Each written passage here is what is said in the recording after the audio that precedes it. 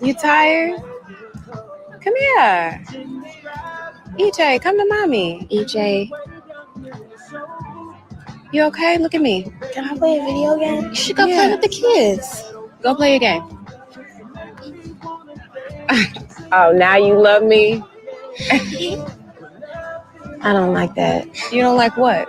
How I raised my son? You asked us to help raise him. I asked you to watch him for a while. I just don't want him getting confused. Confused about what? I think you're the one that's confused. I'm not confused. I know you're his mother. But he's been our responsibility for the past 6 months. You said it was cool, Keisha. It is, but what? I don't want to do this today. It's okay, girl. My mood is all over the place. Yeah, I can't imagine what this experience has been like for you. It's A quarterback, you get all the notoriety, you get paid all the money. Brett Favre was a cult-like, iconic figure. People say he was a football god. There are a lot of reasons why you might question Brett Favre's inner goodness. Allegations that he sent lewd texts and photos to a New York Jet employee. Brett Favre ultimately destroyed my life. In the life of Brett Favre, not everything is what it seems. He starts to go through life thinking, I can do whatever I want. At what level does that stop? I was at a game and someone said Brett Favre wanted my phone number. And I just kept saying no. I started getting text messages. And then I started getting voicemails when I was like, oh, I'm in serious trouble here. Have you come up with that? Maybe we shouldn't be surprised that he got caught up in a federal welfare misappropriation scandal. You take money intended for the poorest. I don't know how he sleeps at night. Everybody wish they could be an NFL quarterback. You get all the notoriety, you get paid all the money. Brett Favre was a cult-like, iconic figure. People say he was a football god. There are a lot of reasons. Good morning and welcome to another edition of Let It Be Known. I'm your host, Stacy Brown.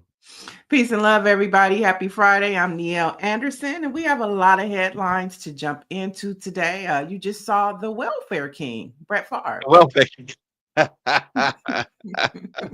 Wow, I like that one, the welfare king. But no one, we always got smoke for the Diddy's of the world, except but nobody got smoke for Brett Favre. I remember it's easy to forget because we don't talk about it. People don't talk about it. The lewd text messages, the alleged assaults when he's with the New York Jets. And I'm sure it goes back to Green Bay Packers. And then, of course, the huge $100 million welfare scandal out of Mississippi, in which he allegedly is a part of. We know that he got money from it. He claims he paid some of it back. But Brett Favre, where's the receipt? Right? Where's the receipt? Yeah, he does not get the smoke that others have been getting, and that's a problem. Right. And the audio you heard before Brett Favre was The Shy. That was last night's episode. I just know Keisha was talking and the other baby mama. And shout out to The Shy because they just were renewed for season 8. They did such a great job with the first 2 episodes. Showtime, Paramount renewed it. So The Shy will have another season to come. Excited about that. I can just see you with your tea, watching your stories. It's just amazing that you it is also, y'all, let's not forget, happy SWAC hoodie day. And Orangey says, hail to the Wildcats, Bethune-Cookman University, the 2025 SWAC baseball champion. So congratulations there as well. We have a Black history question of the day, don't we? And what might that be? Where's the drum roll? Drum roll, please. What is the Black history or quiz question of the day? Here we go. In the 1970s, a federal judge issued a landmark ruling in an employment discrimination lawsuit against a prominent American newspaper. Okay. Wow. It says a decision that helped shape civil rights law. Identify the paper. I'm going to go out on a limb and say the New York Times. And the judge. Okay. Wow. Who might that be? Y'all tell us, who might that be? Who might that be? Neil, so some might have a problem with this. I don't know what to think of this. I might have a problem with it, but uh Jamal Bryant has called for a consumer boycott of Dollar General after what he called a successful Target boycott. He is encouraging consumers to boycott Dollar General for its quote predatory business practices. He says, we chose Dollar General because it's 3 times larger than Target and Walmart combined and has never given to any organization within the Black community. Um, so I don't have a problem with the boycott or whatever he's calling for Dollar General.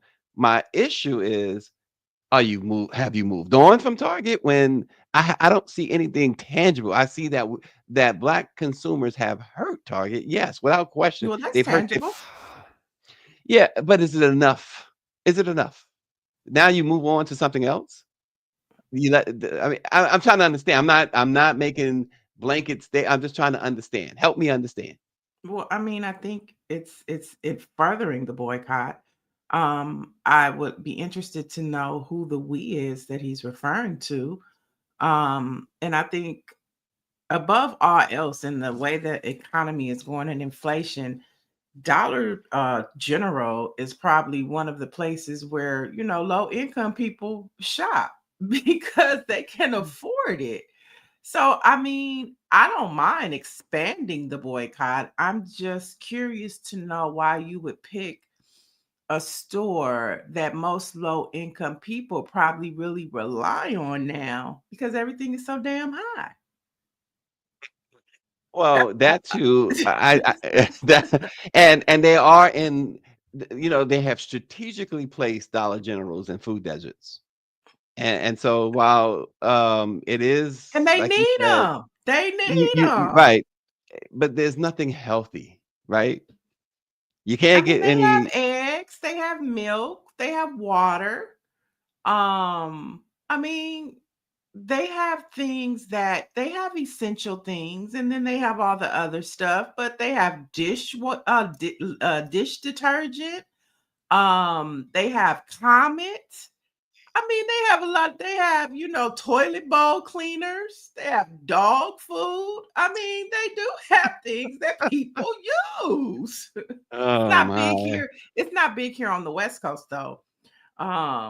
It's really not. But I mean, it's Yeah, just an listen, I don't, interesting choice to me. I it's mean, an of all interesting things to choice. choose. He said that they have also bowed to Donald Trump's DEI initiatives, Well, but everybody has done that. yeah, you got so many, and I just again, I think that until you say they've accomplished some tangible things, and you can't argue with the fact that that means that Target has been hit. But the Philadelphia Tribune publisher Bob Bogle has said this. Um, they might have been hurt, but not hurt nearly enough because they have not gone back and changed anything. They have not carried out what they are supposed to, what they pledged to do in 2021. And until that happens, I don't see that you've accomplished your mission.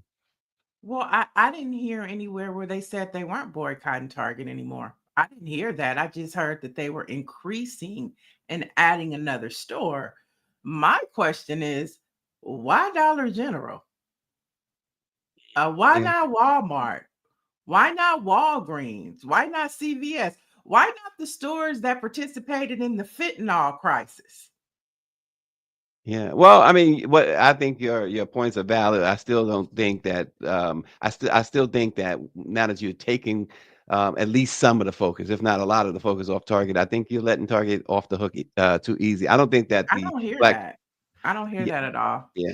I understand. I believe that is a signal that people will take that way, and that you will see less pressure on Target. I just think that I don't that's hear how that. it's going to work out. You The don't hear website it, is still but the website right? is still there, the Yeah. advocacy is still there, people are still pushing for that boycott, and so I don't see it going away.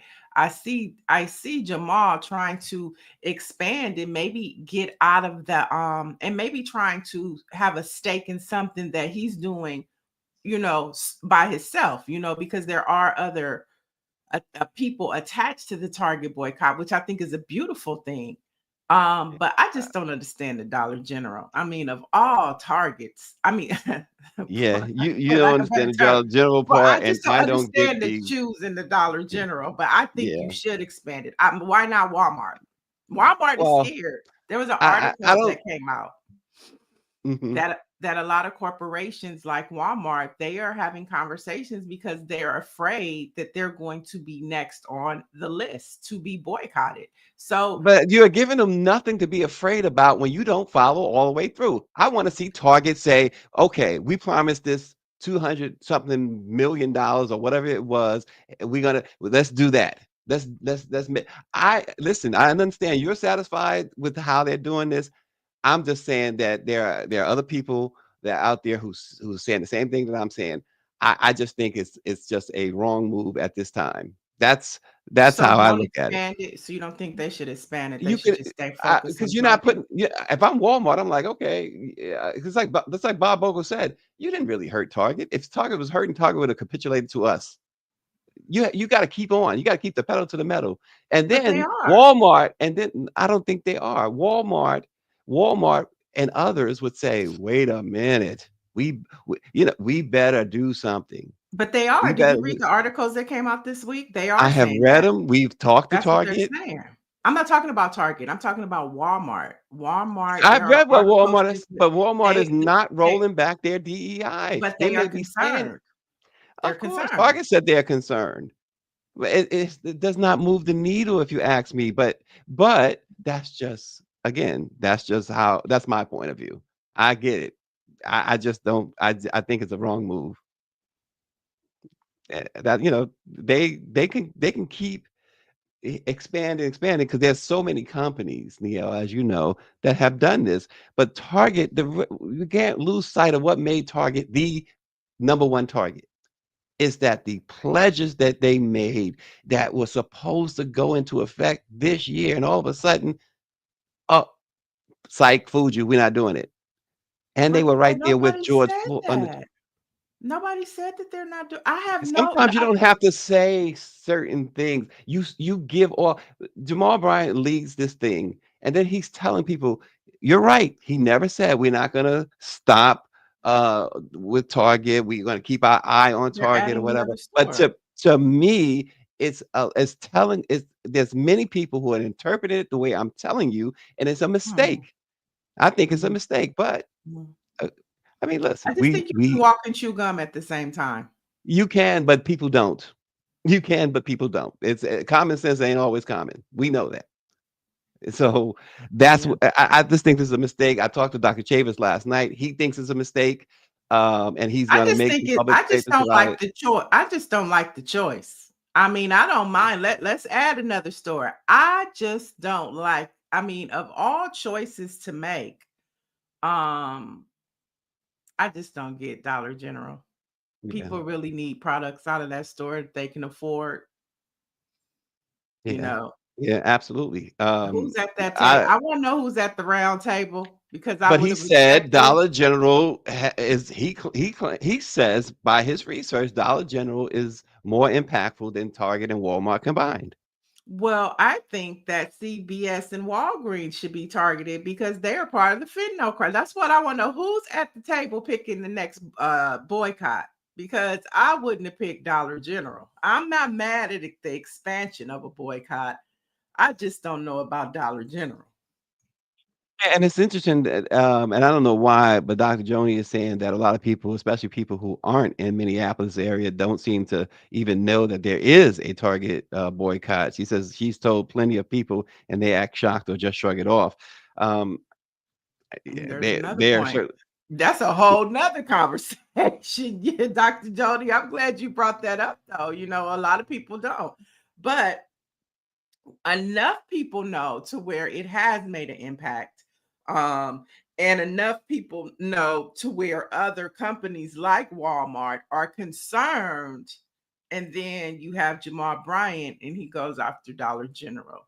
I just want to know who's at the table. Well, We'll see. We'll see. It's an interesting thing and an interesting choice, as you said, with Dollar General. So we'll see where this goes. Um, Senator Cory Booker has expanded upon his historic Senate floor speech from last month into an upcoming book called Stand, which will be published in November by St. Martin's Press.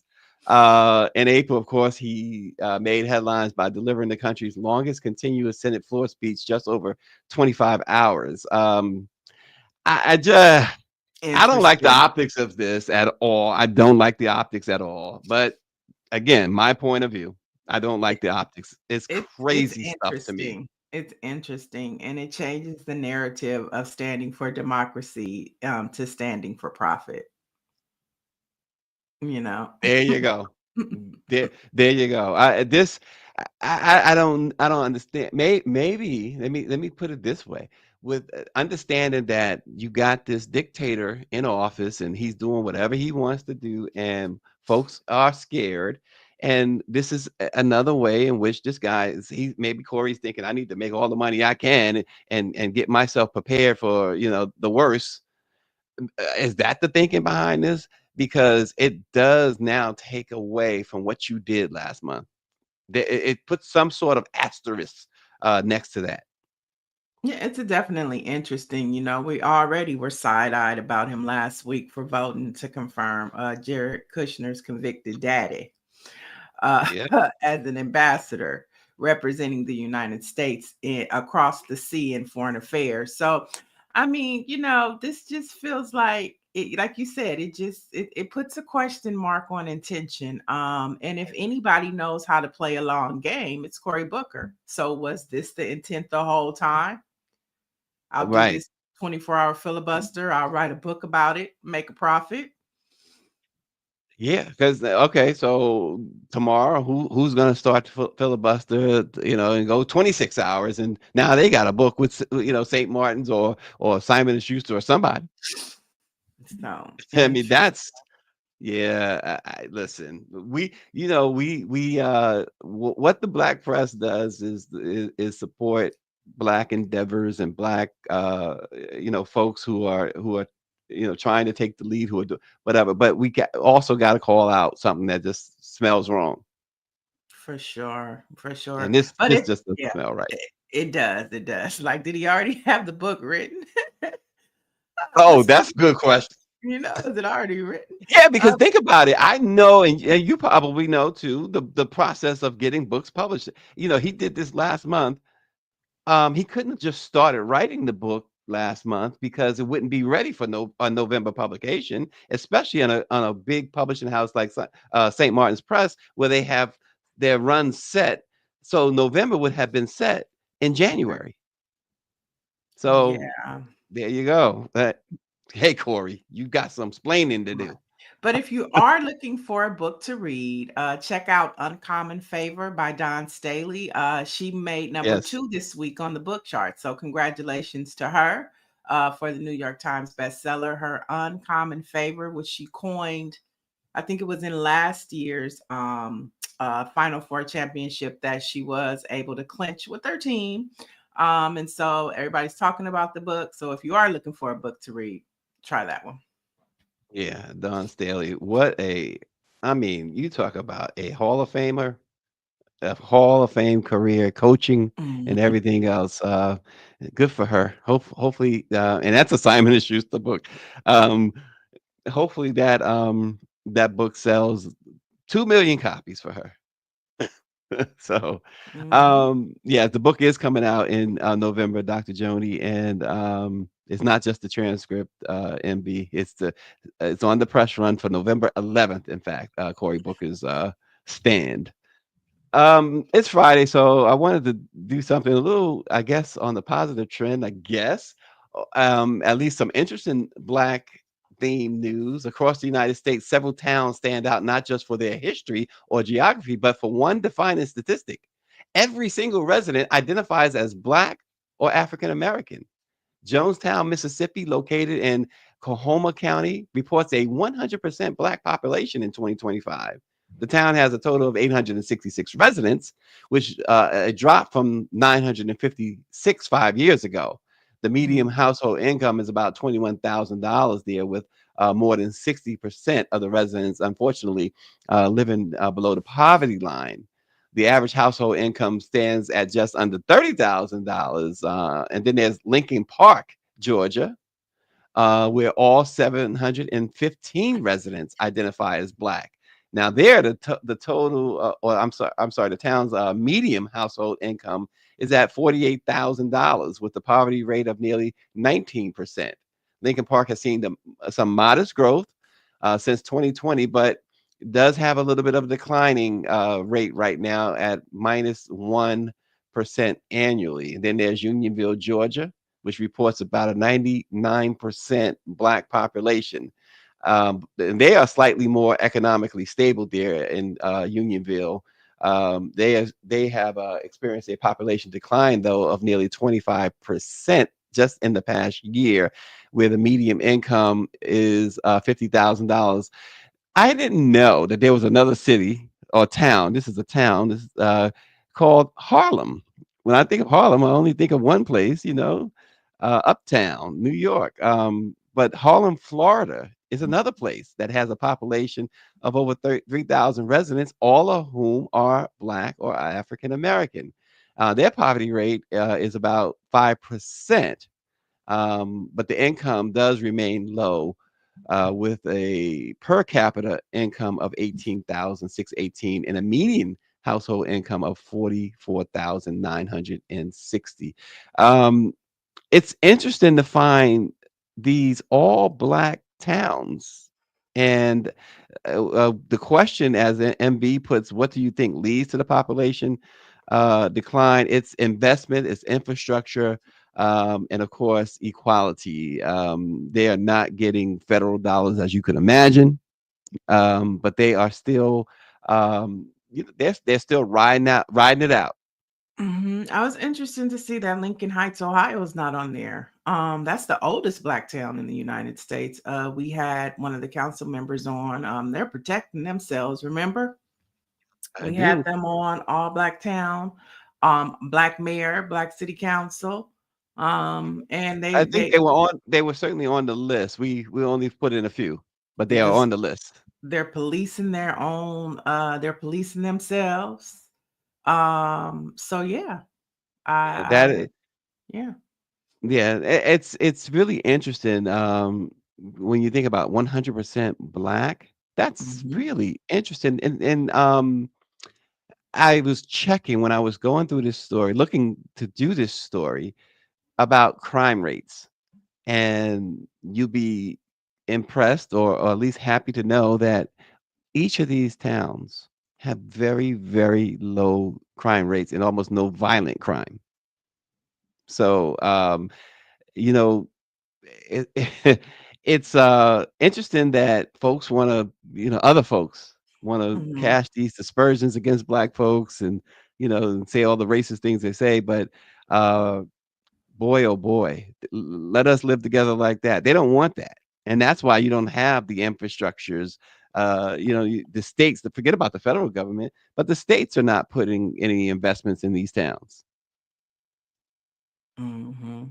Of course not. Especially now that we have a Klansman in office. Beware. It's pathetic. Beware. It is Get like absolutely. Lincoln Heights. Be ready. They were ready for the revolution. They was ready. And they was like, y'all can televise it. But what y'all not gonna do is come up in here with them masks and them swastikas terrorizing our kids. Oh gosh. Okay, so some more headlines and trending news I know you got. For sure. So of course we have an update for you. A cash reward has hiked for to $50,000 as the manhunt continues for 2 New Orleans jail escapees who are still at large. And here's what we know so far. 8 of the 10 inmates have been captured. One person has already been paid at least $10,000 in rewards for leads on capture. 2 more people are set to be paid soon. More than 700 tips from the public have poured in since the May 16th escape. including family members of the escapees. So far, at least 14 people have been arrested on allegations that they helped the inmates either before or after the escape, including one employee of the jail. And here's what we know about the two fugitives. One of the men still at large, whose name is Derek Groves, he was convicted of murder for the shooting death of Jamar Robinson and Byron Jackson. This was in 2024. And the other escapee, Antoine Macy, was being held on charges of domestic abuse involving strangulation prior to the jailbreak. So they're not like stray cats. Don't give them no water. Don't give them no food. Call the Wow. popo, as Medea Well, said. yeah, because Call the didn't somebody popo. right? Because didn't somebody grandmother get in trouble for helping one of the guys? Yeah, it was like 14 people have been arrested so far, and some of those people are family members or girlfriends, of the And Nancy fugitive. Wall saying the same thing we said. That tattoo guy should have been easy to identify. What's going on there? Maybe he is out of the country. Maybe he made it out of the country. Hey, you're close to the Mexican border. They wanna send y'all away. They want to send us away anyway. So, be smart. Get up out of Wow. here. Unreal. But It's yeah, still the wacky one of the wackiest escapes ever. I mean, it was just too easy. They walked out of there like they own the place. and ran across that highway. Unbelievable. 2024 is living up to all the expectations of a good Cat Williams interview, isn't it? Mm. Yeah, you go. um, Cat Williams. and in this week started the third week of testimony in the Diddy trial, with more testimony of alleged sexual and physical abuse, and of course, a lot of drugs. Now, Diddy's legal team motioned for a mistrial. The judge denied the request. But here's something interesting. If you want to keep up with the trial on a weekly basis, Hulu is offering a new real-time reenactment docuseries called Diddy on Trial as It Happened. Now, the series gives you an unfiltered front row seat to the trial, mixing weekly reenactments of testimony with expert and legal commentary, cultural analysis, and new episodes drop every Sunday. The first episode dropped last Sunday, and they had a reenactment of Cassie on the stand. So it gives you a little more depth of what actually is happening in the courtroom. And you can check that out on Hulu. But just a reminder, Diddy has pled not guilty to 1 count of sex racketeering, 2 counts of sex trafficking by force, fraud, and 2 counts of transportation to engage in prostitution. It's interesting. The Hulu thing, I remember during the Michael Jackson trial, Court TV did that as well. They had actors because it wasn't a televised trial, just like this is not televised, and they did that. They had actors, and I actually testified in the trial, and I couldn't wait to get home to see who was playing me. So Well, who played you? I don't know the actor's name. I don't know. It wasn't like A-list actors. It was just, people probably would be considered extras, but he didn't look like me. That's all I remember. Yeah. So that You drops know. on Sundays, guys. So if you want to get caught up for the weekly dose of what happened in the Diddy trial, you can head over to Hulu on Sundays. Now let's head to Los Angeles, where several hotels are threatening to withdraw from the 2028 Olympics room agreement due to the city's plan to raise the minimum wage for hotel and airport workers to $30 by July 2028. Now, hotel operators like Hilton and the Hollywood Roosevelt say the wage hike is financially unsustainable and could lead to closure. For real, Hilton? Seriously, Hilton? Anything not to pay people. Anything not to make sure, with all prices being so high, wages never go up with the prices. And a company like Hilton, give me a break.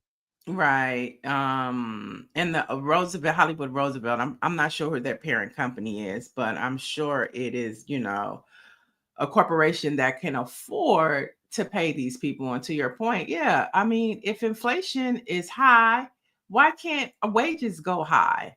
So it'll be interesting to see how Mayor Karen Bass handles this situation. Of course, the LA County Fed, who was led by Karen Yvonne Wheeler, African American woman, first African American woman to hold the position to run the LA Fed out here.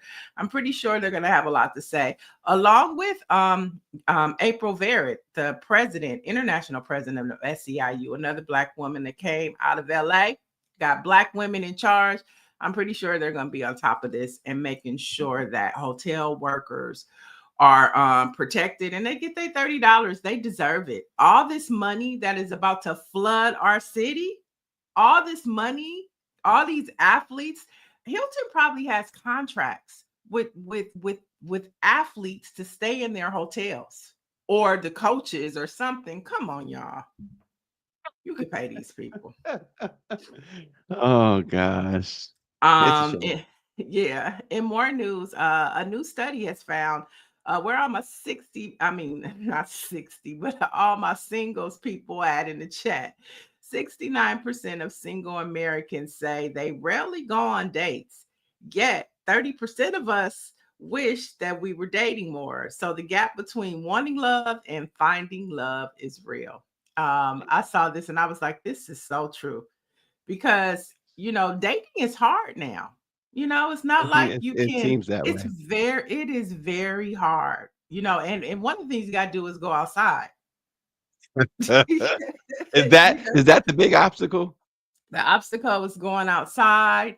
And these dating apps, the study also said that it doesn't help. You Oh, would I think that thought, dating, it doesn't help. yeah, I thought so. I thought more and more people are finding, their other half, as it were, on dating apps, more so now than ever before. No, dating apps don't work. I remember during COVID, my friend talked me into getting on a dating app, and I did. And then I saw somebody that I knew, and I was like, "Get me off of this app." You know, so I gotta tell you this story. You talk about seeing somebody you know. So I was what was it, like 18, high school. So really good friends. One of them turned out, she was gay, but she was hiding that she was gay. She confided in me that she was gay, Mhm. and she introduced me to her girlfriend, and her best friend didn't know she was gay. She told Um, you, but not the best friend. not the best friend, right? Okay. And so it was New Year's, so we all looking for something to do. So we rent this limousine, Mhm. and we picked these two clubs to go to. And we go to the club, can't get in. The line, we all are like-minded. The line long. So her best friend is with her boyfriend, and she's with her girlfriend. With her best friend thinks it's just another friend. It's me and another guy. And so we go the club, and we can't get in clubs. We was like, okay, let's just go. We were gonna go to the Marriott and have a little champagne party. Mhm. And her and her girlfriend, the one that told me she was gay, her and her girlfriend like, oh, we know of a club. So it's like, Mm-mm-mm. okay, everybody was like, okay, let's go. We get there, and it turns out it was a gay club, right? Okay. And we didn't know walking in, and homegirl who didn't know, she was like, oh my God. And then we were all like, oh my God. You go one floor, there was all women, the next floor was all men, and you had Madonna video playing, and you had this. And the one thing, as a straight man, you never want to run into somebody, because you don't want them to think that you were gay, right? And I Oh. liked this girl in high school so much. Her name was Robin. Nice dark-skinned Black woman. Loved her. And I liked her and wanted to talk to her and everything. So I'm walking down the stairs, me and a guy named Willie. We was like, yo, we got to leave. And we walking down the stairs, and who's coming up the stairs? Robin. And she looked at me, and I looked at her. And we have we never spoke again. Hilarious. What? Because you knew her secret and she thought she knew She yours. Well, it's like, so I'm like, okay, she thinks, and I'm looking for this. I started looking for her because now school had ended. It was on break. It was New Year's. I'm looking for her. I'm like, I know where she live. I got to go find her to let her know. And I could every time I went to her house, she wasn't home. I'm like, yeah, she thinks I'm My gay. She question doesn't want. is though, was this your friend's like coming out to her friend? Was this Right, her and way she of didn't want letting me her to. know? Right, and she didn't want me to. Okay. Well, I didn't. But the club part was not included. She was gonna tell her. She told me on her own terms. She wanted to No, tell but me I'm because saying was going to the club her way of telling her friend. no, because that wasn't planned. Because we have Okay. two other clubs in mind, and we couldn't get in.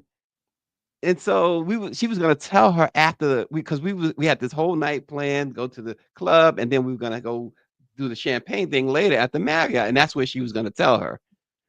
And Okay. I was like, oh my gosh. Oh man. So to this day, to this day, this girl Robin is out there in the world probably saying, Oh yeah, gosh. yeah. Robin, are you watching Robin? I'm a married man with kids. And look, it's a lot. Have you read The Invisible Life? It's a lot of married men out there that are on the Tell me, DL. right, right, right. Anyway, I just thought I'd share that when you said that because you sometimes you're getting spots you never think you'd be in. Right, for sure, for sure.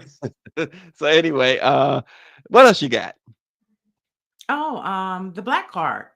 What's the black Yeah, card for no, I today? thought you had something else. So the black card is easy today. Rapper Jay French.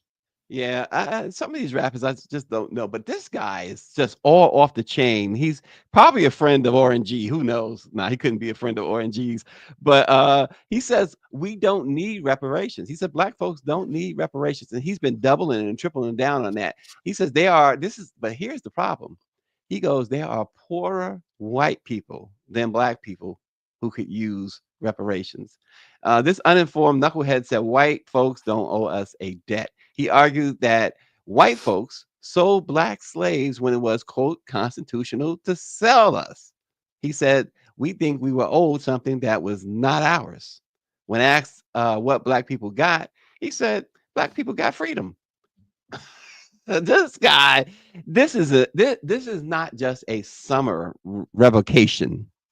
This is not just this cookout season, revocation of the black card. This is a permanent removal of this guy's black card. Paint him white and put him in a KKK party. This guy is done. I mean, come on. I mean, So if you don't want reparations, that's fine. I'll that's just fine. take. I want 40 acres and a mule. I'll take Wait, that. so Just if go you back saw to an that. interview, if you saw the interview with the lady asking him, she said, "Well, what about the 40 acres and a mule?" He was like, "Who?" He doesn't believe that was promised. He was like, "Who told you that?" Yeah, Um, I think and they don't owe us nothing. well, that right there makes me understand his illogical way of thinking. He doesn't know his history. He doesn't know. I mean, He and doesn't I want to mean, I know, think that obviously. says it. That says it right there. He doesn't know his history. If he didn't know about the whole concept of 40 acres in the mule and the evolution of what reparations looks like Hmm. today, then that's it. He doesn't know his history. He doesn't want to know his history. And I'll tell you, one of the questions that the interviewer posed, she asked him about, did you read this book and that? And she said about the authors of these books, she's like, who gives them the authority? This guy, I mean, woo, I had not witnessed that level of ignorance when it comes to the topic of reparations ever. Hmm. The level of ignorance on him is so off the charts. You gotta wonder. There was a guy, now here I go reminiscing again, but there was a guy in my 11th grade class. I'll never forget him because we would wonder why Jeff never does any work.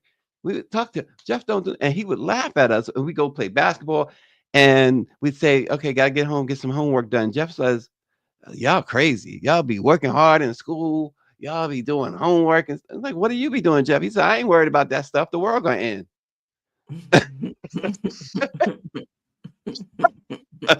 And here we are, what, 40 years later? We still here, Jeff. I hope Jeff is still around. Yeah. But Oh when my people don't God. know it, I mean, when people don't know, it exposes their ignorance. I mean, look at Donald Trump. I mean, it's a lot of people who don't know. They're just ignorant. They're just stupid. And I just want to say, I think by him saying he didn't believe in 48, he doesn't know his history. He probably doesn't even know about Juneteenth and Emancipation Proclamation. He probably doesn't even know each state was ratified with the Emancipation Proclamation in different times. He probably thinks that all of the slaves was just free at one time. He probably thinks that when they said slavery was over, all the masses let everybody free. He didn't know that people were still slaves after Lincoln freed the slaves. He don't know. He just don't know. Bless his heart. He right. Listen, even if you are crazy enough to dismiss what happened to our ancestors, and even if you are, that aloof, look at even more recent history, the redlining, the gentrifications, just look at recent history to see that the mass incarceration. Give me a break. He needs to read some books, and thanks to Project 2025, he can't go to the library and check Can't them go to the out. library. Oh Lord, he's cooked. He's totally cooked. He's And I don't know. I don't know who he. Who is his label? Are there Oh, still he's a record labels? rapper. He's a rapper. Oh. He might appear with Kanye. You never know. Oh, rapper Jay But- French. Yeah. Yeah. But never know with that attitude, with that outlook, Kanye will put him on his tour. I And don't know his music. they will perform to Nazis. So there you are. Some Black history facts. On this date in 1943, Gale Sayers was born. Sayers would go on to become the youngest player ever to be elected to the NFL Hall of Fame. He once said, "Give me 18 inches of daylight. That's all I need." And that quote really tells the story of what made him one of the most electric players in pro football history. He died at the age of 77 in 2020, but he dazzled the NFL and its fans with his dizzying array of speed, agility, and vision. He was known as the Kansas Comet during his playing days, and he won NFL Rookie of the Year honors in 1965, edging out his teammate and fellow future Hall of Famer Dick Butkus. He twice led the NFL in rushing, despite having to face the defenses of Don Shula's Colts and Vince Lombardi's Packers. 4 times a season he had to face them. He also developed a close bond with the Bears fullback Brian Piccolo, a bond that many might remember was captured on the big screen in 1971 in the movie Brian's Song, starring Billy D. Williams and James Caan. I always remember that movie. It was Billy, we watched everything back then. Billy D. Williams, watching a Billy D. Williams movie was like watching today a Denzel movie. You don't miss Denzel movies. You didn't miss Billy D. Williams movies back then. And that was one of them that I remember so well. Yeah, what an icon. What an icon. On this day, on May 30th, 1921, the Tulsa Race Massacre began, marking a pivotal and tragic event in American history. The Tulsa Massacre, also known as the Tulsa Race Riot, was a racially motivated attack on the Black community of Greenwood, a prosperous area in Tulsa, Oklahoma, also affectionately known as Black Wall Street. Now, Mother Viola Fletcher, the oldest survivor of the race massacre, is 111 years old, and she still has hope that justice will be served. Take a look at this video by her attorney, Demario Solomon. It's a special day as we celebrate the legendary Viola Ford Fletcher. And it's not just special because of her 111th birthday, which is unbelievable, right? But it's also special because 5.5 years ago, when I first sat down with her, 40 minutes from here in Bartlesville, Oklahoma, I was sitting with her telling her I wanted her to join me as we continue to fight for justice and reparations for our people and for Greenwood. And she said, I'm down. I'm paraphrasing. She didn't say I'm down, but essentially she said, I'm down. I told her, I said, Mother Fletcher, I cannot guarantee that you will get the reparatory justice that you deserve from the city and other perpetrators of the massacre. But I can guarantee that I will make sure that the world knows your story and acknowledges who you are and what you've been through. And I can state today unequivocally, we have been successful. Because of our work and her being in the forefront, we went to Congress, testify in front of Congress. She sat down with the Vice President, Kamala Harris. She had the President of the United States, Joe Biden, come to Tulsa and visit with her. We've had the Department of Justice come in and do the very first ever investigation of the massacre. We have made June 1st of every year to be the Tulsa Race Massacre Commemoration Day here in the city of Tulsa starting this year. All of that because she stood up and said, I'm willing to be out front and I'm willing to take my last few years on this earth and continue to fight for justice and reparations for myself, my family, and my community. This is amazing. I'm glad we're here. We have a restaurant full of people here celebrating her. And I want all of you to join with us at Justice for Greenwood, justiceforgreenwood.org. Join with us. Help us get this justice for this lady while she's still here and can enjoy it. Peace. Well, this is a Now, this weekend during the 104th anniversary, Tulsa will hold Black Wall Street Legacy Festival. Now, for more information on how to support the Tulsa Race Massacre's last living survivors, there's also another survivor you can visit, justiceforgreenwood.org. Yeah, we got a chance to meet her and oh gosh, the brother. Why do I forget his name? Come on, y'all. Y'all know who I'm talking about, who died not long ago. But they got their Ghanaian citizenship a couple of years ago. And it was a nice ceremony. They brought them both in and we were there to capture it all. It was really, really nice to see that happen. So it's time for the answer to our Black History Pop quiz. So what is that? Let's throw that up there again. Which major U.S. newspaper was the target of a landmark employment discrimination case ruled on by a newly appointed federal judge in 1978? Also, who was the judge? And I don't know the judge. I probably don't know the newspaper either. Constance Baker Motley, and it was the New York Times. Wow. There you go. That's a good one. No one had that. No one in the chat had that. In 1978, Constance Baker Motley ruled on an employment discrimination case brought by women and minority employees against the New York Times. They argued that the Times maintained systemic hiring, practices. But anyway, landmark promotion practices. This decision became a key precedent, sending a clear message. Even prestigious liberal institutions weren't above civil rights law when it came to workplace equality. Yep, Joni, Dr. Joni says, all I knew, New York Times. I kind of figured it would be New York Times. I guessed it, but there you have it. But Constance Baker, more importantly, as the one who took the action on behalf of, I guess, those against the Times, those employees. So very good. Amazing is right. All right. So our Black-owned newspaper of the day is none other than the Daytona Times.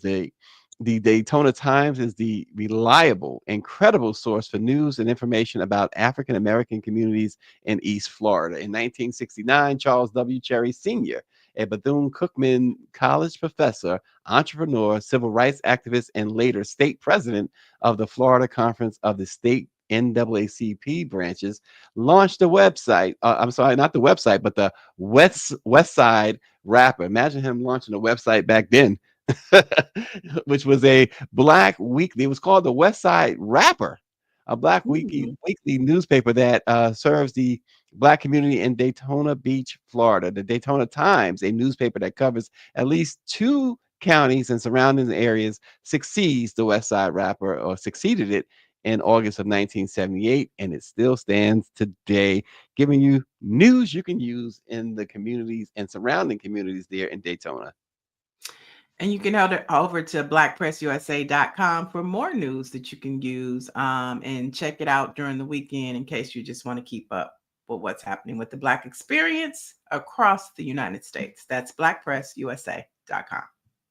And folks, whatever you plan on doing this weekend, do it safe. We got a lot of celebration here in my neck of the woods. Graduation time. We got a couple of graduates here, and we're going to be celebrating all weekend.